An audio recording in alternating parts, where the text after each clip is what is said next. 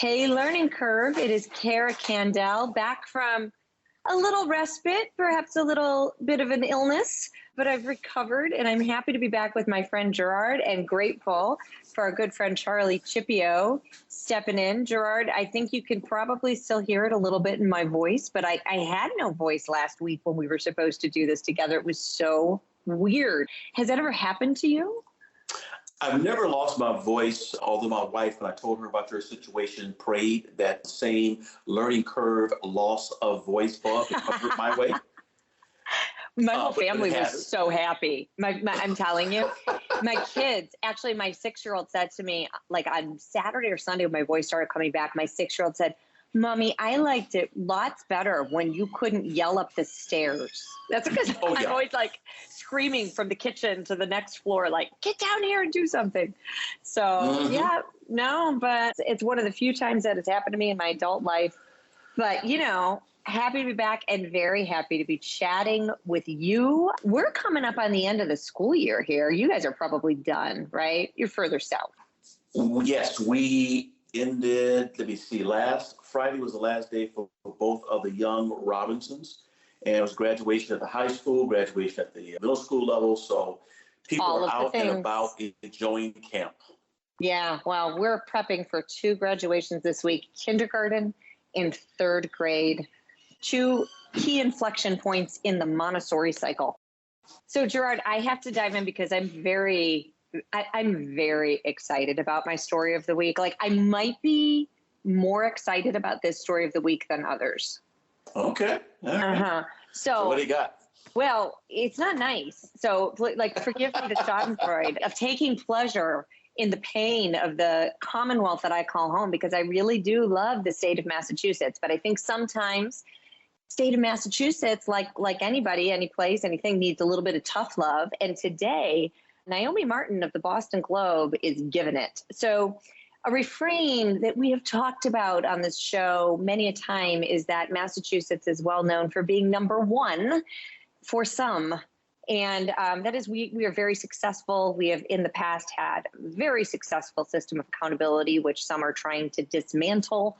We do very well on international exams. We've talked about this just a couple weeks ago, but not all children do. And if you have been living under a rock, you might not know that early literacy is just the huge conversation in this country right now. As much as we talk about school choice, early literacy policy based in the science of reading is sweeping the states in a really positive way, in no small part due to the hard work. I have to give a shout out to my colleagues at Excel and Ed, especially the wonderful Dr. Kimyana Burke. She headed Mississippi's Reading Revolution, which was modeled on the good work that had been done in Florida years prior. And what we're talking about, Gerard, is, of course, helping states create policies that teach children in methods that are based in the evidence that we have. We call it the science of reading, about how kids actually learn to read. Now, I didn't grow up using anything based in the science of reading. I was in the 1980s, what they call a whole language kid. Luckily, that worked out okay for me. But for a lot of kids, it doesn't. Now, what does this have to do with today in Massachusetts? Well, today in the Globe, under the auspice of this series called The Great Divide, which is just amazing. It's really excellent investigative reporting. The headline of this article is Massachusetts fails to prepare educators on how to teach reading in an evidence-based manner, new report shows. So, of course, this is talking about a report hot off the presses from our friends NCTQ, an organization headed by Heather Pesky, who used to work at the Massachusetts Department of Elementary and Secondary Education doing teacher quality, among other things. And what this report does is it brings to light a really important problem when it comes to how we implement the science of reading across states, in districts, and in schools. And that is, it's all good to say, okay, we're going to pass a policy that says you have to use curricular materials that are based in phonics. Takes a while, but we get the bad textbooks out of the classrooms and we get the good ones in. Okay, we have to make sure that we're assessing students, so we're catching things like dyslexia early on. Those are policies that you can put on the books, and you either do them or you don't do them. But there's a stakeholder that needs to get on board in a really big way for these policies to make a difference, and that is institutions of higher education, because they produce the vast majority of teachers in this country. And institutions of higher education are in large part responsible for propagating myths about how to teach children to read or about how children learn to read. Turns out in Massachusetts, they're continuing to do that, and it's not good for kids. So I just want to read a couple things. The report says when it comes to how we teach teachers reading instruction, it ranked institutions nationwide. The state of Massachusetts scores 35th. 35th. We love to be number one. We are 35th for teaching new educators how to instruct students on phonics, vocabulary, and other core components of reading. And this is of a review of 19 college programs in Mass it spanned public, private, undergraduate, and graduate programs for future elementary school teachers. So, I mean, this is huge. It goes on to say that fully three quarters of the programs that were reviewed promoted practices that are criticized by cognitive scientists as running counter to the science, let me say that word again, the science of learning. It promotes bad reading habits, and this is all according to NCTQ's reporting. This is really important. NCQ is a very reputable organization, and I'd have to say, Boston University, where I was on faculty for a little bit, received a D on the report card. There were only like 2 Massachusetts institutions that were in the A-B range. Why does this matter so much? It matters because, as I said at the outset, Gerard, if we are not effectively teaching kids to read, if we're not effectively training educators to teach kids to read, then we are by definition leaving some number of students behind. You can guess who they are. They are students who have special needs. They are students with unidentified learning needs, dyslexia, other conditions that make it difficult for children to learn how to read, which makes phonics education all the more important.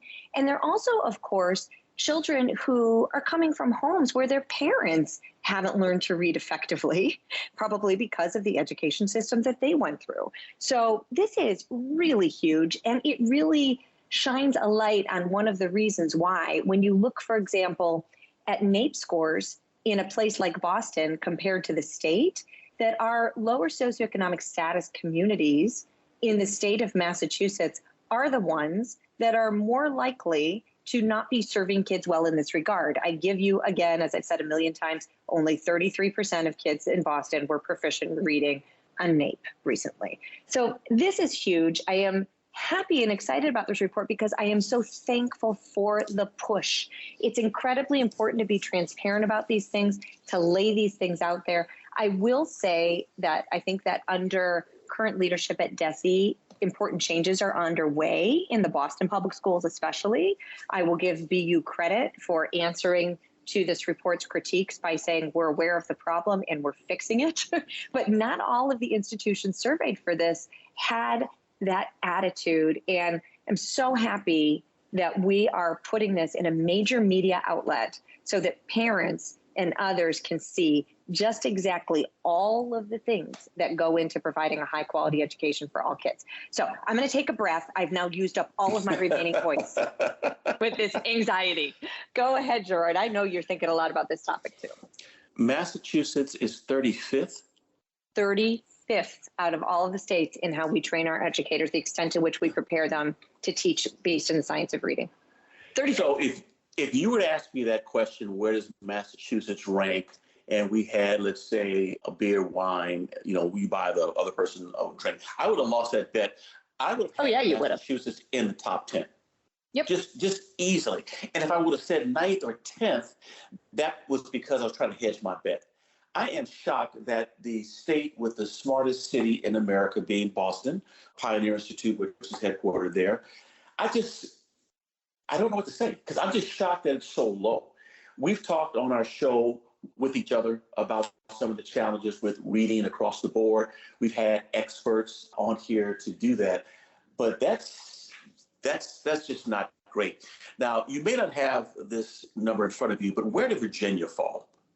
Ooh, I don't know because I was so concentrated on Massachusetts. But you know what I think we can do? I think we can maybe link in the show notes. We can link to this NCTQ report, which is it's very well done. So I'd like to see where Virginia is because in the last 2 legislative sessions, Governor Glenn Youngkin and Secretary of Education. Yeah, they made big reforms. Oh, huge. So, for example, in 2022, we had bipartisan support for the Virginia Literacy Act. And the whole goal was to say, we want to take Virginia in the lead as regards, improving early literacy for young people. And so beginning in 2024-25 school year, which is really only next year, every student in kindergarten to grade 3 will receive core literacy instruction based upon, as you said, scientifically based reading research. Every family in Virginia will have access to online resources to support their children at home, possibly one of the byproducts of what we learned from COVID. Every teacher in Virginia will use evidence-based literacy curriculum. Every reading specialist, a group of people we often forget, in consultation, of course, with classroom teachers, will coordinate and oversee intervention. And lastly, every division in Virginia, we call them divisions. In Massachusetts, other states, we call them school districts. But every division will develop a literacy plan. So this was a really big push because Virginia, arguably one of the top 10 states in terms of academic outcomes for students across the board. We definitely have our challenges with subgroups. But that was a big move for us. And so I'm glad to see that happen. But I'm just shocked to hear that number for your state. And in fact, your former institution, place where you earned your doctorate as well. Yeah. I hope it's a wake-up call, my friend. It's a really, really important one because, we are the home of higher education. Exactly. in our country. So, yeah, I strongly encourage our listeners to learn as much as you can about this, and reading this report will be a great first step. So, our first public high school as we know it, Boston Latin, obviously in Boston, Harvard University in 1636. You got 250,000 students in 40 universities in the greater Boston area. Yeah. So if your story was about reading, then you know what? We did well because my story is about math. Yay, math. So here's a question. When you receive an online invitation to participate in either an online survey or a phone call survey, if they say, click this button, we'll call you, how often do you say yes? No, never. Yeah. Unless the only surveys I participate in are like graduate students trying to finish a dissertation. Yeah, I'm no as well. And I would say mine, if I know the organization, I'm more likely to say yes, but overall I don't. So I'm saying, listeners up front, I am guilty of what I'm getting ready to talk about right now. So the Heshinger report, which many of our listeners read, there's a really interesting article, and it's by Liz Willman and Noble Ingram, and it's called How Can We Improve Math Education in America? Help us count the ways. I'm a big fan of surveys, and the work I do now in my previous job at the Center for Advancement Opportunity in Washington, D.C., where we interviewed 18,000 people, roughly covering every zip code in the United States. I like reading reports or surveys where real people have an opportunity to weigh in. And so there were 465 readers who responded to Heshinger's survey about education. And it's really a part of the organization's big push to talk about America's math crisis. And one of the people who responded to that is named Dixie Ross. It's such a cool name. Dixie said, listen, I've taught every level of math in Texas that's been offered in public schools. And I've trained hundreds, not 50, hundreds of AP calculus teachers in summer institutes. She's been doing this for 40 years. And over a 40-year period, she has developed really strong views about what's wrong with America's math education process.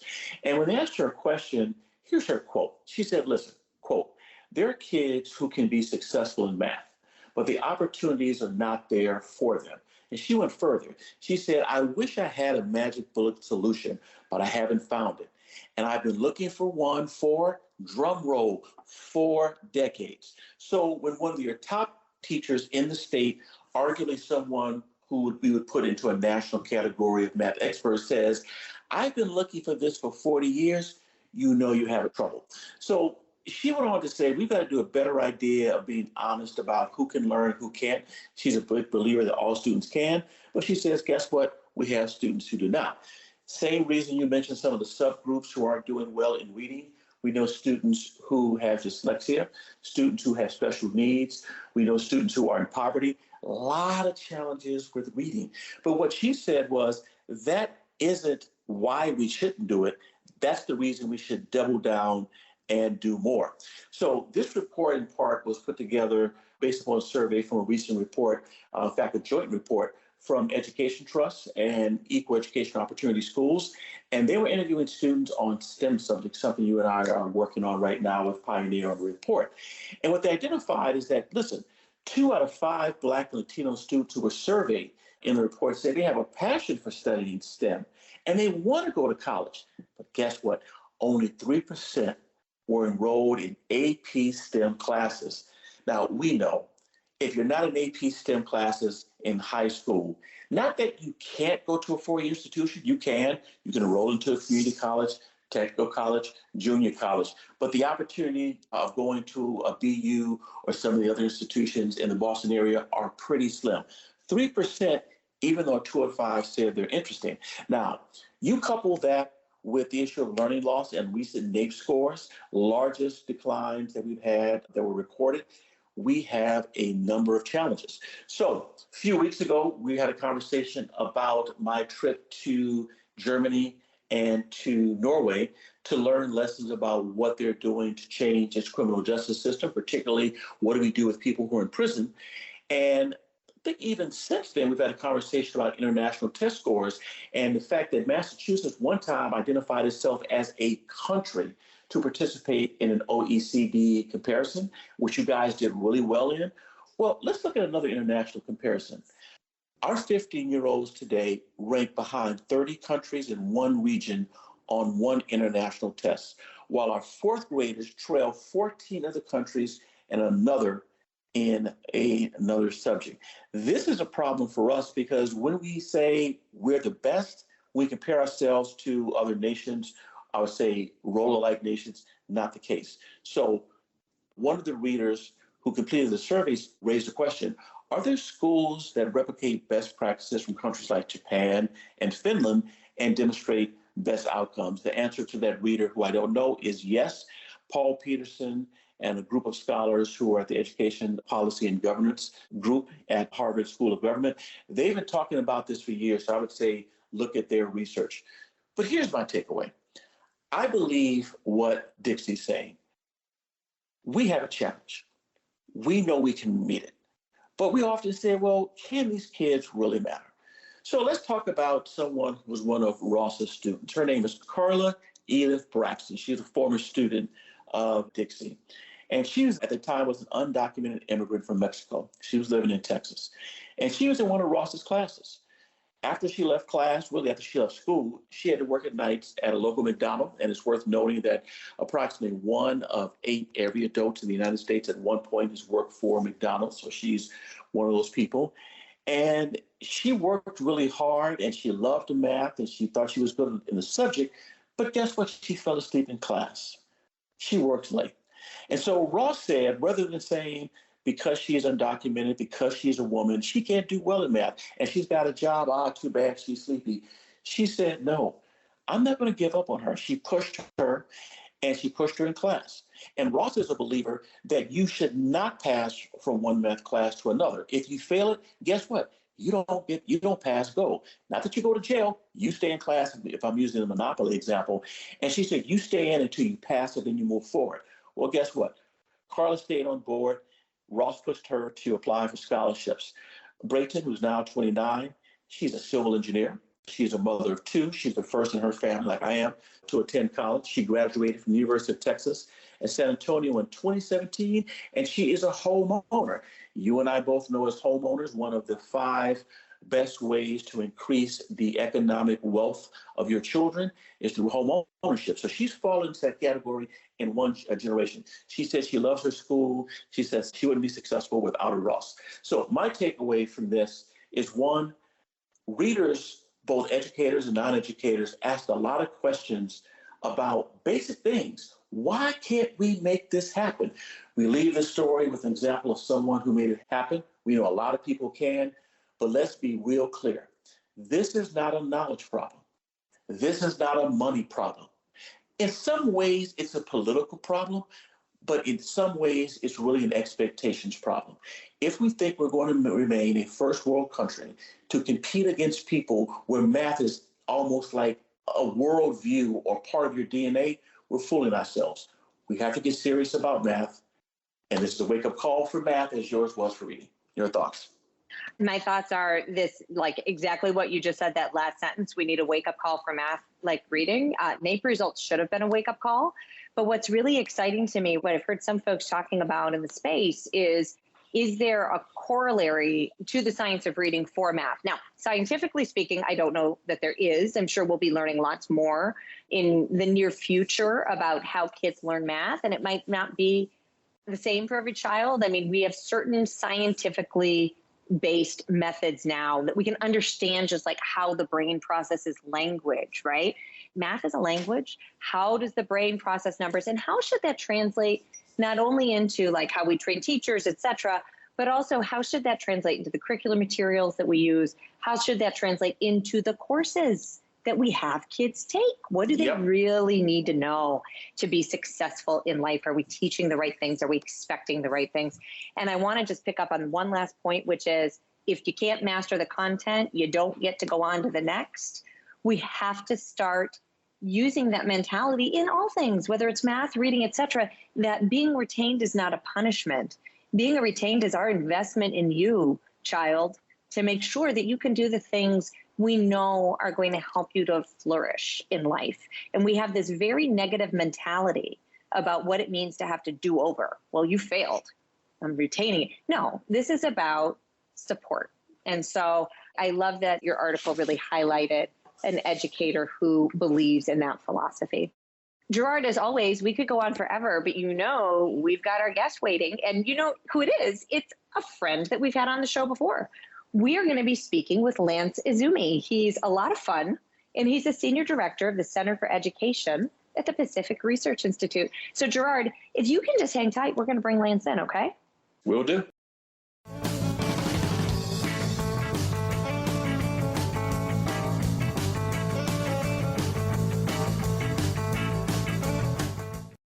Hey, Learning Curve listeners, as promised, we have Lance Izumi with us. He is the Senior Director of the Center for Education at the Pacific Research Institute. He's written and produced books, studies, and films on a wide variety of education topics.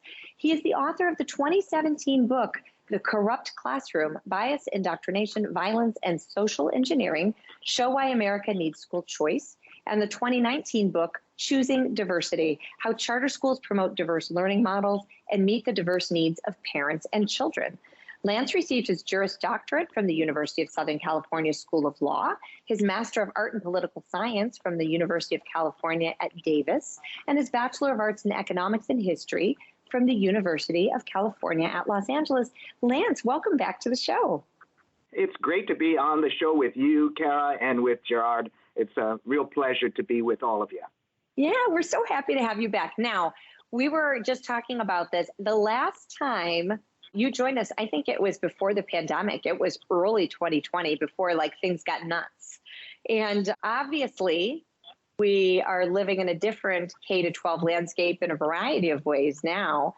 So let's level set here, Lance. What's your thinking these days on what's going on, especially with, as Gerard and I were just talking about at the outset of the show, NAEP reading and math results and what we know about achievement gaps? How would you grade the state of our country right now when it comes to education? Well, first of all, I mean, what a huge difference in the world from 2020 to you and I and Gerard talking right now in 2023. I mean, the world really has changed, especially in education. And we have to say that you look at all the research that's been coming in about the state of education in the United States, and the grades have to be, if not an F, certainly a D- in many places. Overall, you're seeing huge drops in the NAEP scores, as you pointed out, Kara, in 8th grade math proficiency, for example. You went from 34%, which is about a third of kids at the 8th grade level who are proficient in mathematics in 2019. But in 2022, that dropped from a third down to only a quarter, 26% of 8th graders proficient. So huge drops in proficiency. You had drops in reading as well. So you have the NAEP scores showing a real decline. And then you also have research from places like Harvard and Stanford, which just came out with a joint study showing big learning losses in both reading and mathematics. quarter of a year in reading, half a year in mathematics, and in some places like New Haven, Connecticut, or St. Louis, or Richmond, Virginia, you're seeing a year and a half of learning loss.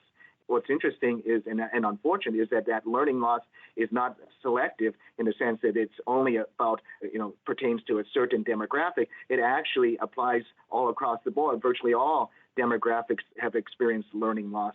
And I think that when you look at that huge learning loss, and it's not just things at the margin, these are massive losses. And I think that parents really realized what was going on in their children's school, partly because the schools closed, there was remote distance learning, parents could see what was going on, and they could see that what was going on was ineffective. In many cases, the school's academic rigor fell through the pandemic. You had schools not requiring as much homework, not allowing kids to take tests multiple times, not requiring final projects, et cetera, and allowing passing grades to be lowered so that more kids passed. And I think that what this ended up, it's unsurprising that when you have a lack of rigor in the classroom, you end up with these terrible test results like on the NAEP and the research that Harvard did. And so parents, in response to that, I think, have done the commonsensical thing, is that they voted with their feet. First of all, they've left the public school system in droves. You have 1 million to 2 million kids who have left the public school system, have unenrolled into public schools during the pandemic. You've seen an increase in charter school enrollment because the charter schools were much more nimble in being able to address the requirements of the pandemic. They were much more adept at engaging technology for the use of their kids. And so you saw an increase of about 250,000 in charter schools. And I think you're also seeing, parents who are just simply sick and tired of the way the regular public schools are being run. And so you're having basically what I call the great parent revolt. They're not only sick of the poor performance, but they're also very concerned about what's being taught to their kids. They've been able to see what's been going on because of the distance learning and looking over the shoulders of their kids. And so therefore you're seeing parents who are attending school board meetings, but also running for school boards and winning in many places. And that's a huge phenomenon that you didn't see before the pandemic. And so this Great Parent Revolt, which I talk about in my new book by that title, The Great Parent Revolt, is all about, how these grassroots parents are rising up. And I think that what they're pushing for is for more individualized learning, because they see that the one-size-fits-all that the schools have pushed all these years, and especially during the pandemic, is not working. And so therefore you're seeing, I think, also too, that's one of the reasons you're seeing a huge increase in homeschooling. During the pandemic, the proportion of homeschoolers in this country has doubled, and that you've seen, especially in minority communities, you've seen a huge increase. Like, for example, amongst African Americans, the proportion of homeschoolers has gone from 3% of African American families to 16% during the pandemic, five-fold increase. And so you're seeing this whole realignment of education so that people are no longer satisfied with the old model and the old ways of doing things, and they are much more likely to look for something new because they realize that what's at stake is really the future of their children, and that they cannot entrust it to a system that has so failed so many kids, largely, greatly. So Lance, a question for you. So you're giving some really good examples of like what we know parents are doing. They're choosing homeschooling, they're choosing charter schools, they're leaving the system. I'm really interested in the one about, they're running for school board without getting into sort of the culture war aspect of what's going on with many school boards in our country right now. I'm really curious about your thoughts on if you're a parent and you want to continue to use your local public school, but you are all for improving it, and you've seen things throughout the course of the past couple of years that have really left you feeling dismayed. What kind of advice, what is it that you would want those parents to do? What conversations, what policies should they be promoting at the local level? And what would you advise schools to do as they take in what these parents are saying? I think that's a very important question, Cara. Really, parents and these new school board members should be looking at what really works. I mean, there is evidence of what works. I mean, yes, there's a lot of bad news, but if you just look around, there's also some good news too, and good news that can be replicated and scaled up. I mean, you just have to look at an example like Mississippi. which had one of the worst reading scores in the country. It was the caboose of the country for so many years when it came to reading, for example. And yet Mississippi in the mid-2010s decided to totally revamp the way they taught reading, and they focused on the science of reading, which means focusing on phonemic awareness, which is attaching of sounds to letters, and then phonics, which is then grouping those sounds together to form words. And that's a proven way of teaching reading. Because Mississippi changed the way they taught reading, Mississippi went from being at the bottom of the country when it came to reading scores to then being above average, the 21st. And amongst low-income kids, they went from being last in the country to being second in the country. And I think that's the kind of thing that local school board members can look at. A recent study just came out by the National Council on Teacher Equality, a great study, which... we were talking about it right before we brought you in, Lance. Yes, continue. Well, it's such a great study. We should talk about it as much as possible because what it showed is that more than half of the states or teacher training programs receive D- or failing grades because they are actually focused on reading techniques, teaching reading in ways that are not scientific, that have resulted in these poor test scores. And so we need to look at the ways that are effective, and this National Council for Teacher Equality study looks at those effective teacher training programs and lays out recommendations for both state lawmakers but also school board members, people at the district level, what they can do in order to implement those types of teaching methods into their schools so that their kids, especially if they're performing really poorly in reading, that they can be able to have that type of success that Mississippi was able to exhibit. And so I think that there's real hope, but it's going to require a lot of will and strength and fortitude amongst the people who are elected to the school boards in order to fight against the education establishment that has grown up around these failed programs. And so there's a lot of special interest groups. And unless you're able to fight back and implement those effective programs, you're not going to get the results. And so I think that's one of the real important things. I would also say one last thing about what parents should consider is that, I wrote a book a couple of years ago called A Kite in a Hurricane No More, and I co-authored it with a young woman named Mia Giordano, who actually at the time was a high school student. And she and I authored this book because I found her story so compelling. She was diagnosed with a brain injury, and so therefore, because of that, she was not able to read or speak very well or to do math. So she was not able to do well in a conventional school.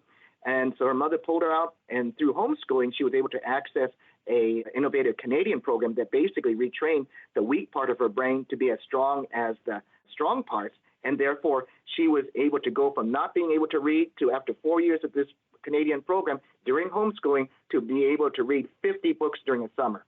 And so I think that's the kind of thing that you can achieve if you have the flexibility that homeschooling gives. And then if you look at programs like Florida, which gives parents funding in order to pursue these types of programs, you see in Florida a lot of private schools that take that type of funding, offering this innovative Canadian program that was so successful for my co-author. That's really fascinating. I'm going to have to go back and read. So now I have one last question, Lance, because another thing that's happened since we last spoke is that there's been this huge infusion of cash into the system. And we know that a lot of school districts are going to be running out of their federal ESSER funds coming up in 2024. I think we're going to see some real instability, especially in terms of hiring when districts and states made questionable decisions about how to spend those funds. But the question I have for you, because I know you've thought a lot about this, is how these sort of bureaucracies that have, not sort of, let's clarify that, how the bureaucracies that have grown up around education seem to have been more and more so in the past couple of decades. Things like non-instructional staffing, a lot of which I think one could argue was important. Like I think a lot of, we know that some teachers were saying like the support staff that I have in my classroom are going to make the difference to me closing gaps for kids, et cetera. But that's not to say that all of this instructional staffing and all of the things that we're sort of piling on, not just at the school level, but I would say even more so at the district level, how are they affecting our ability to educate kids while we pour more and more cash into the system, but get no return seemingly on that investment in terms of academic outcomes. What do you think? That's a really good point. Good question. Great question, Kara. Because, well, first of all, if you look and you mentioned this growth in the bureaucratic state within education, public education, it's been huge. I mean, you look back in 2000, for example, versus 2019, it's about 20 years. And student enrollment growth during that time period went up about 7.5%. But if you look at the growth in district administrators, it grew 87%, more than 10 times the growth of the number of students. And so, the question is, and then you mentioned that, well, maybe some of those administrators may actually, or non-teaching personnel, maybe they're doing some good things, and maybe they are. But here's the question. What percentage of those new administrators, new non-teaching folks are actually doing things that actually improve the performance of those students? Take an example from my book, The Great Parent Revolt. I profiled a woman named Azra Nomani, who's a parent in Virginia, and she wanted to have more transparency about how her schools were spending money.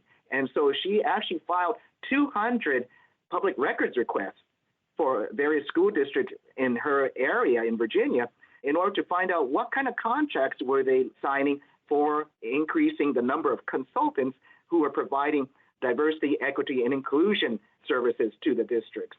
I mean, without getting into whether DEI is a good or a bad thing, one of the things we know is that it's caused a huge growth industry in DEI in the schools and in districts and in higher education. And so what she found out was that there were lots and lots of contracts being let out for these DEI consultants, and that it had created, in the words of Azra Nomani, a woke industrial complex. And so, I think that, again, you have to look at how the money is being spent. And we talk about, will money make a difference? Well, is spending money, again, without going into the right or wrong of DEI, is spending money on DEI going to improve your reading methodologies? Is it going to improve the way you teach math? Maybe, but most likely not. And so, therefore, is that money being well spent in those areas? I also think that you have to look at, again, how these monies are being spent. You look at Pioneer Institute, for example, has been in the forefront, along with the Pacific Research Institute, and we've often cooperated on issues involving Common Core. Well, that was a federal intrusion. That was, and forced states to spend money on a new set of standards called Common Core, which just before the pandemic, a federal study was released saying that math and reading actually went down because of Common Core. And so, again, it's how that money is being spent. And finally, I mentioned that this federal intrusion into the state and local policymaking in education has been a disaster when it comes to school safety. And, it's resulted in the weakening of school discipline policies. And you see school crime, violent incidents, for example, campuses reaching 1 million, just about 1 million before COVID. And we all know that since COVID, the safety situation has worsened in schools across this country. And I'll leave you with just one final story about that. In my book, The Homeschool Boom, I profile a mom whose son was put on a kill list by another student.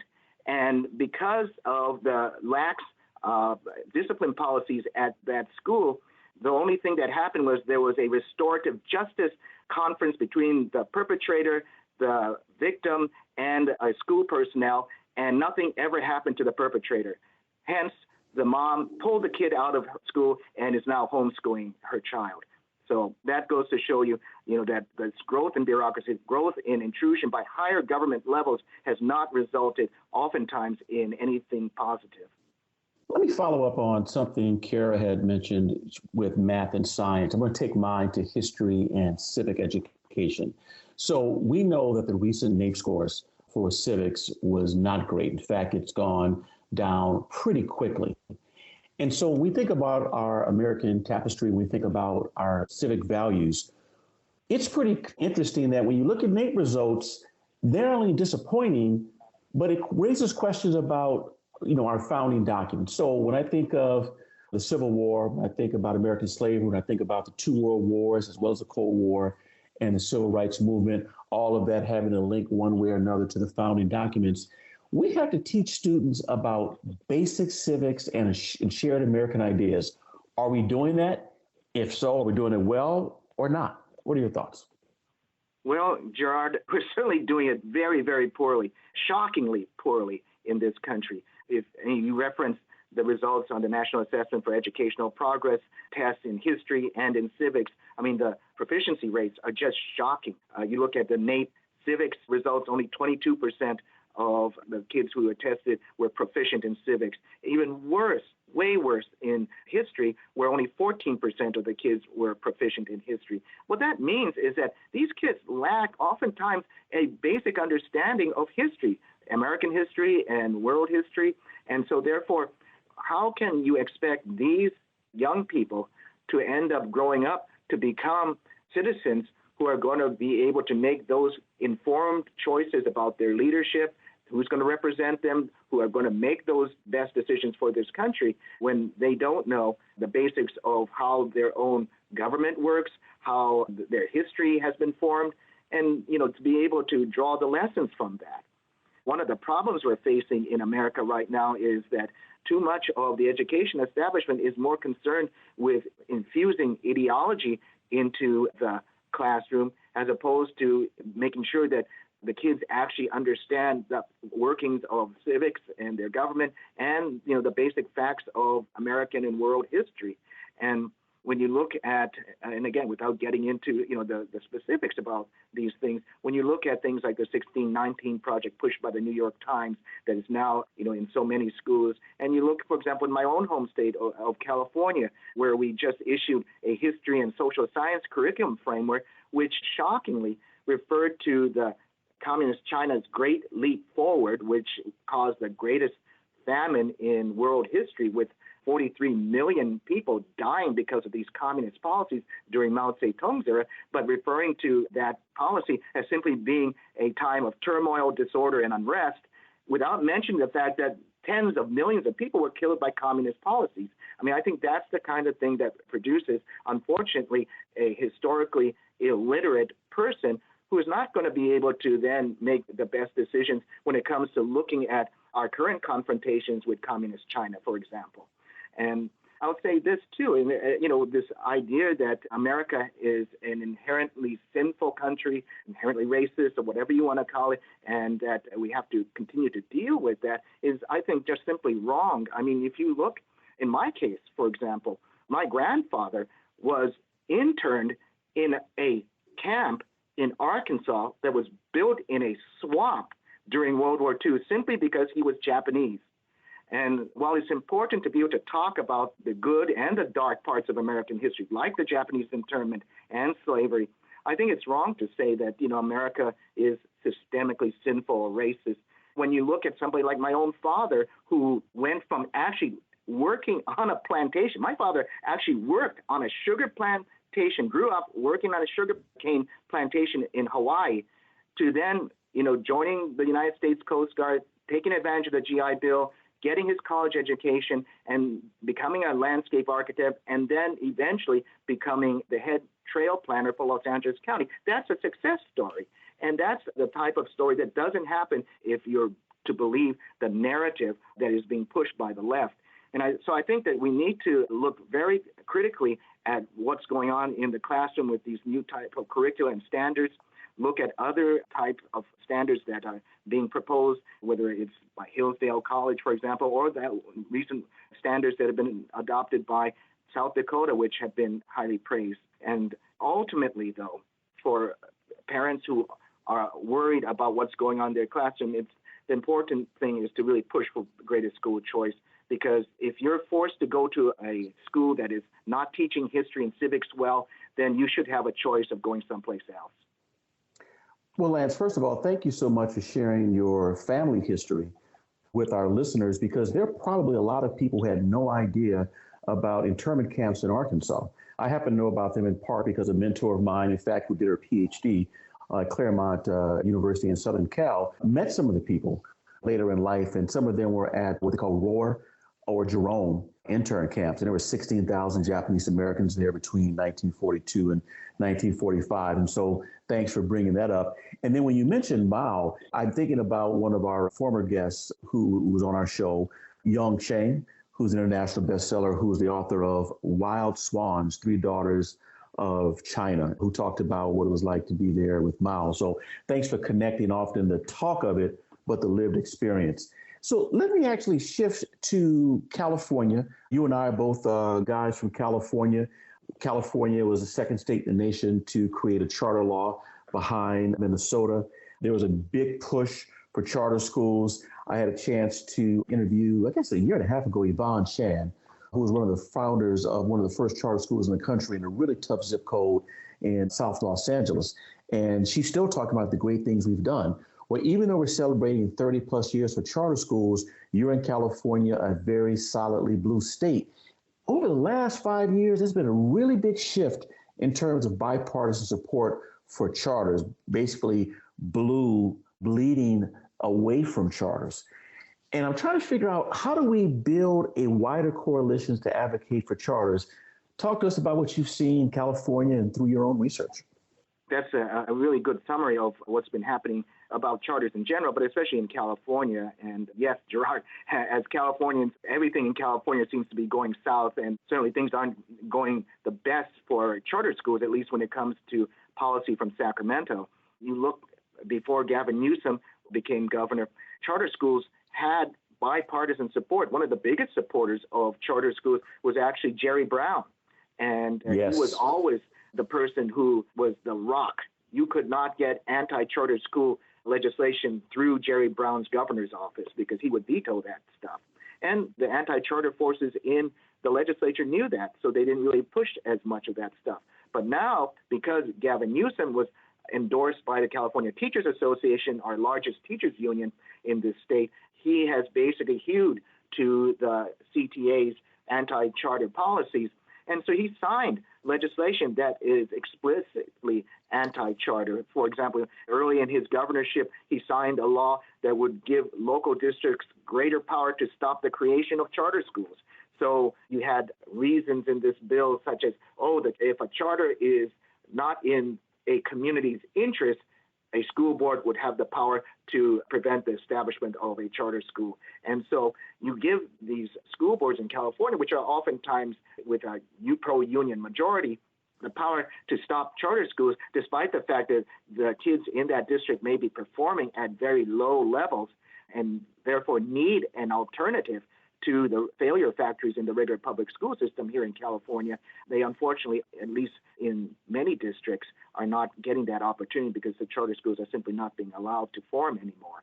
Newsom has also frozen funding for non-classroom based charter schools. So schools like you mentioned in the opening, I authored a book called Choosing Diversity, which is about model charter schools across the country. And one of the schools I profile in that book is a place called Classical Academy, which is in San Diego County. And it is part homeschool, part in-class instruction.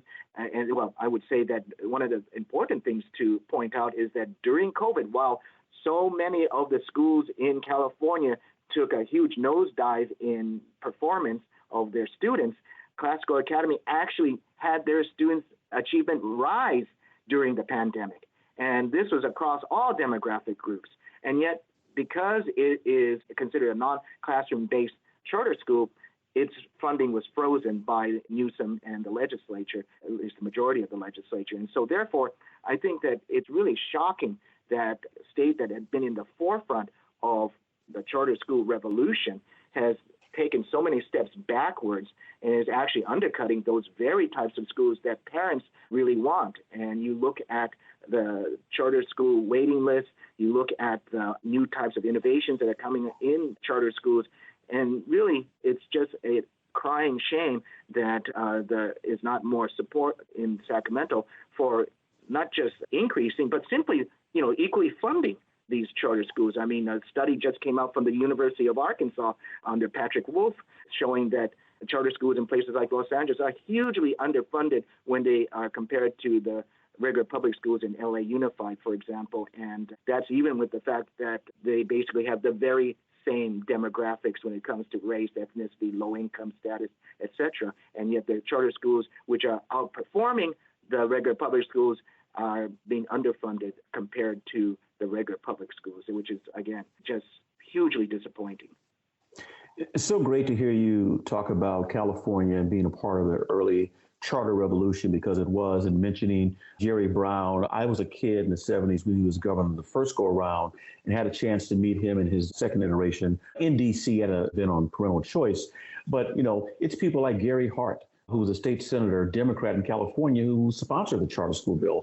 And so California to be so blue, so reformed, so ahead of the game to now come back is interesting. And also glad you're mentioning Gavin, because there are at least hints that he may throw his hat into the ring in 2024. So if he does, I guess he'll bring his charter school theme with him.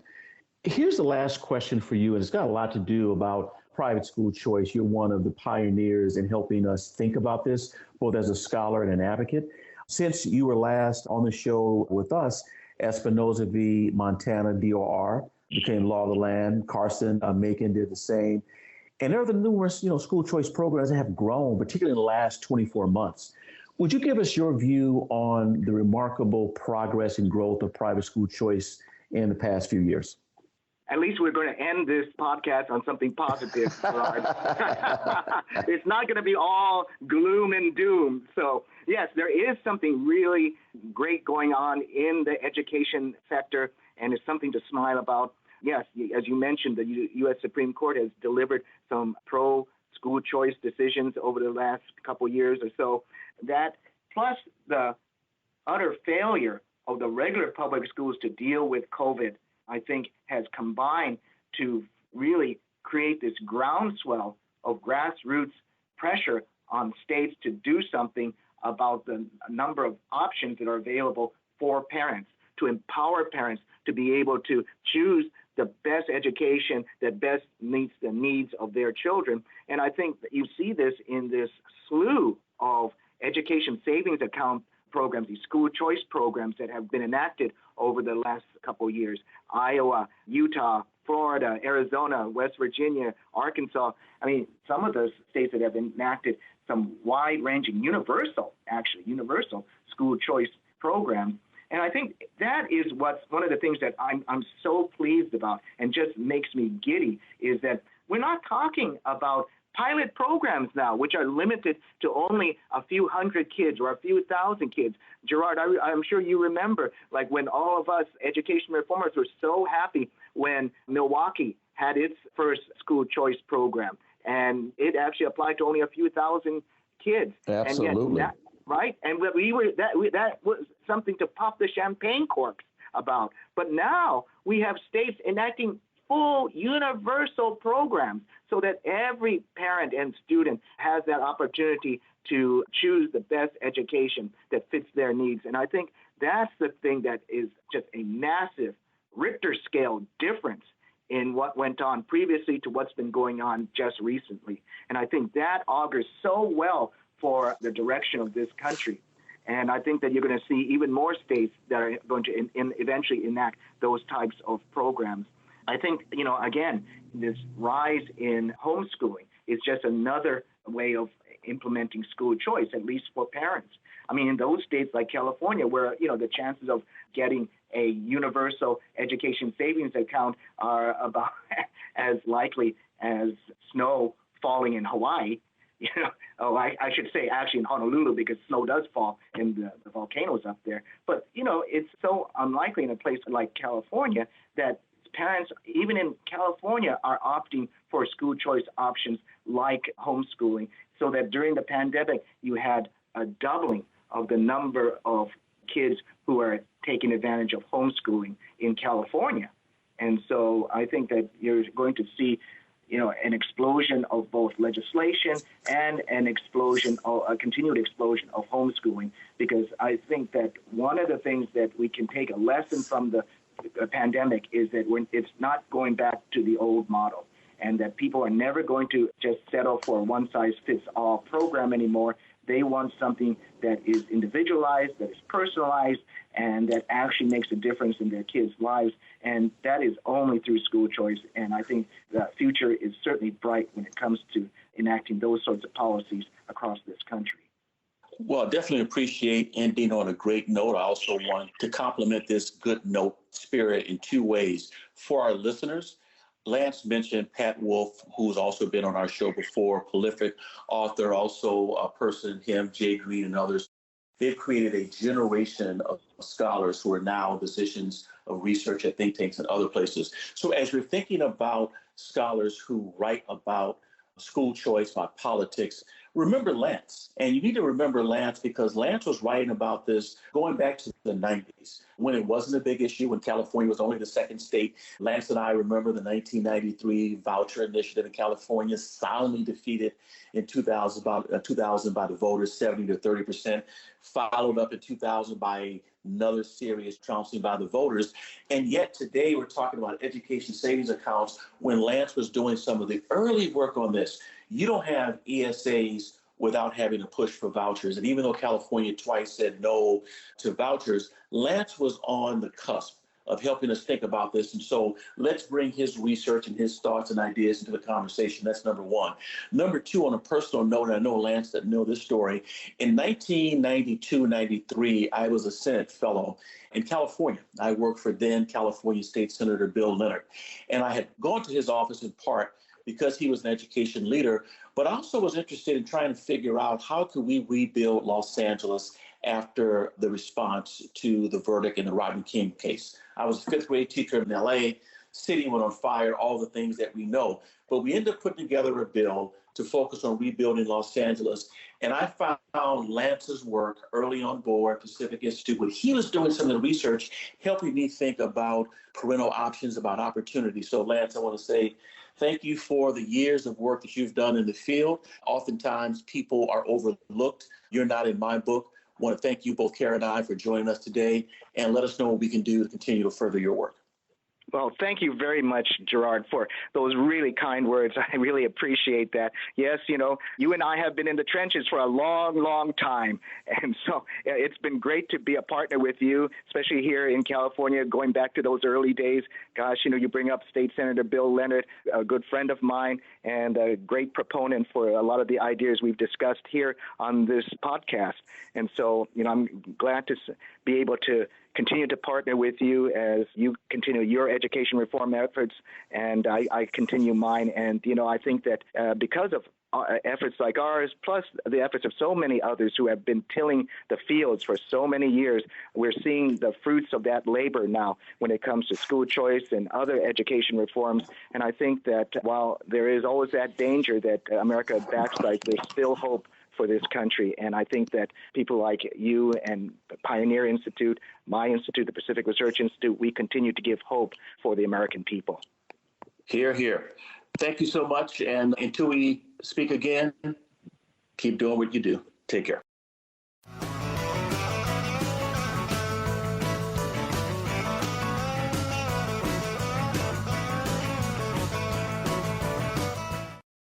All right, listeners, it's Tweet of the Week time. This one was, I think it was a really nice article from Education Next. The tweet from Education Next that links to the article is, passing universal education savings accounts is the base camp. Don't mistake it for the peak. This was by our friend Garrett Balaji of the Cardinal Institute in West Virginia, talking about implementation in West Virginia. At some point, I'd like to talk more, Garrett, if you're listening, about, how we doing on universal, that notion of universal, and should we be going a little bit more slowly? I don't know, showing my bias there. Gerard, next week we will be back. Maybe I will sound a little less like the legendary Kathleen Turner, but I'm kind of liking it. We're going to be speaking with Eric Rosbach, and he is the Vice President and Senior Counsel at the Becket Fund for Religious Liberty. We've had some great conversations with folks from the Becket Fund, but never Mr. Rosbach. So looking forward to it. Until then, Gerard, take care of yourself. Go home, do some math tonight, just challenge yourself. Take care. Good.